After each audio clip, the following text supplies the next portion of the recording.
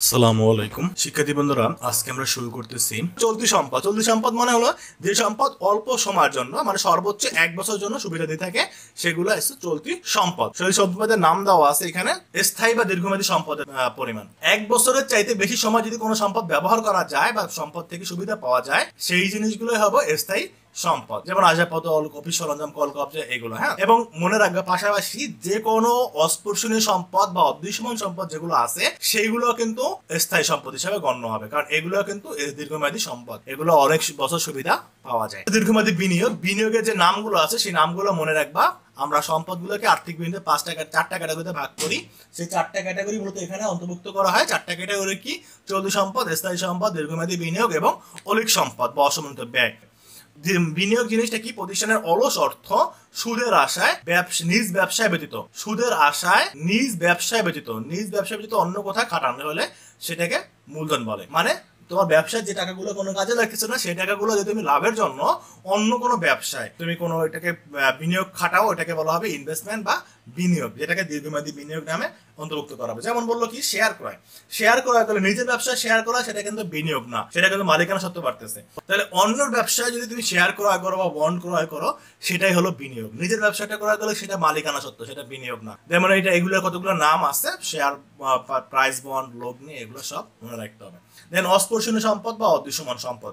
অস্পর্শনীয় সম্পদ মানে যেগুলো ধরা যায় না, স্পর্শ করা যায় না বা অবয়ব নাই, কিন্তু মনে রাখতে হবে যে ব্যবসায় সুবিধা দিয়ে থাকে বা ব্যবসায় পরিচালনায় ভূমিকা রাখে, এই ধরনের সম্পদকে বলা হবে অদৃশ্যমান সম্পদ বা অস্পর্শনীয় সম্পদ। যেমন সুনাম ব্যবসায় এটার একটা ভ্যালু আছে, বাট এটা কিন্তু দেখা যায় না, স্পর্শ করা যায় না। প্যাটেন্ট, কপিরাইট, লাইসেন্স, এগুলো কিন্তু সবগুলোর একটা ভ্যালু আছে। তো এইগুলাকে কিন্তু তোমাকে সম্পদ হিসাবে গণ্য করতে হবে। আর সকল অদৃশ্যমান সম্পদই হলো স্থায়ী সম্পদ। দেন বলছে অলিক সম্পদ। অলিক সম্পদ আর অদৃশ্যমান সম্পদের মধ্যে একটা মিল আছে, এটারও অবয়ব নাই, এটারও অবয়ব নাই, বাট এটা থেকে সুবিধা পাওয়া যায়, বাট এই অলিক সম্পদ থেকে সুবিধা পাওয়া যায় না। অর্থাৎ দেখতে ব্যয়ের মতন যে সম্পদগুলো সেইগুলো হলো অলিক সম্পদ। আর মুখস্থ করে ফেলবে নামগুলো। হ্যাঁ, দেখতে ব্যয়ের মতন, যে ব্যয় খরচ সম্পদগুলো দেখতে ব্যয়ের মতন বাট সম্পদ হিসাবে গণ্য করতে হবে, সেই ধরনের সম্পদই হলো অলিক সম্পদ। যেমন কি বলছে প্রাথমিক খরচ, নামটা কি? প্রাথমিক খরচ, বাট এটা অলিক সম্পদ।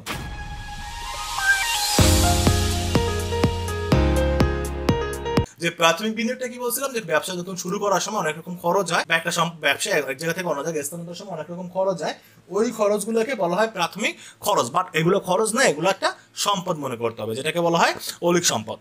তারপর বিলম্বিত বিজ্ঞাপন। একটা বিজ্ঞাপন যখন একাধিক বছর জন্য করা হবে, সেটাকে বিলম্বিত বিজ্ঞাপন বলা হবে। তো একাধিক বছর, প্রথম বছরটা বাদে বাদ বাকি সব বছরের বিজ্ঞাপনের খরচটাকে বলা হবে অলিক সম্পদ, যেটা হলো বিলম্বিত বিজ্ঞাপন। আর রানিং বছরটা হবে খরচ। তারপর শেয়ারের দেখো, শেয়ারের যে দাম থাকে 10 টাকা, মনে করো 10 টাকা দাম থাকলে সেই শেয়ার তুমি মনে করো বিক্রি করলো 8 টাকা 9 টাকায়, তার মানে 2 টাকা 1 টাকা ক্ষতি হইতেছে। বাট এটাকে ক্ষতি না, এটাকে সম্পদ মনে করতে হবে। কিসের কারণে? এটা হিসাব বিজ্ঞানের নীতিমালা, এই নীতিমালার কারণে তোমাকে এটা সম্পদ হিসাবে মনে করতে হবে। তাই এটাও কি? অলিক সম্পদ।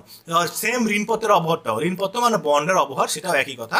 দেন অবলেখের কমিশন বা দায় গ্রাহকের কমিশন। যেমন কি তোমার শেয়ারটা অন্য কেউ বিক্রি করে দিল, তাকে তুমি কমিশন দিছো, তাহলে এইটা তোমার জন্য কি? ব্যয়। কিন্তু এই ব্যয়টাকে ব্যয় মনে না করে সম্পদ মনে করতে হবে, কারণ এর ফলে তোমার একটা সুবিধা পাচ্ছ মনে করা হয়। হ্যাঁ, কারণ তুমি কিন্তু তাকে এই খরচটা ফাওয়া দেও নাই, এরকম মনে করা হয় যে ব্যবসা হিসাব বিজ্ঞান নীতিমালা এগুলো। হ্যাঁ, এই কারণে তোমাকে অলিক সম্পদগুলোর নাম মুখস্থ করে ফেলবা, যেগুলো দেখতে ব্যয়ের মতন। আবার সব ব্যয় কিন্তু না, এই যে নির্দিষ্ট কিছু ব্যয়, এগুলোই হলো ব্যয়ের মতন, আবার এগুলো অলিক সম্পদ, কিন্তু ব্যয় না, অলিক সম্পদই গণ্য করতে হবে। দেন মোট সম্পদ চাইলে যতগুলো সম্পদ বললাম, এই সবগুলো সম্পত্তির যোগফল দেখাই দিবা।